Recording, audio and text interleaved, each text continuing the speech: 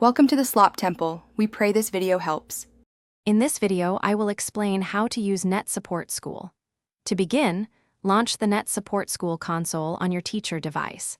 You'll immediately see a clear overview of all connected student computers, typically displayed as thumbnails. This visual representation helps you quickly identify active students and their current activities. Make sure your classroom network is stable to ensure seamless communication between your console and up to 60 student machines. This initial setup is crucial for effective classroom management.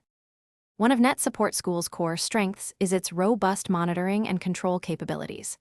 With Monitor Mode, you can view up to 16 student screens simultaneously, ensuring everyone stays on task.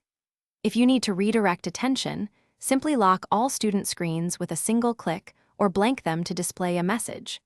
You can also restrict access to specific websites or applications, creating a focused learning environment. For individual support, take remote control of a student's device to guide them directly, saving valuable instructional time. NetSupport School also excels in fostering collaboration and facilitating assessment. Easily broadcast your desktop or a specific application to every student screen, ensuring everyone sees the same content.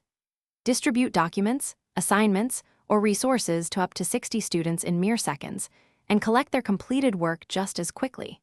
For immediate feedback, conduct quick polls or design comprehensive tests with various question types. The integrated chat feature allows for private or group communication, providing a direct line for questions and support during lessons.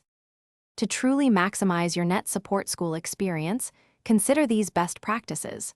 Always keep your software updated to benefit from the latest features and security improvements. Create customized profiles for different classes or subjects, presetting restrictions and tools to save time. Leverage the lesson plan feature to pre-configure activities, ensuring smooth transitions between tasks.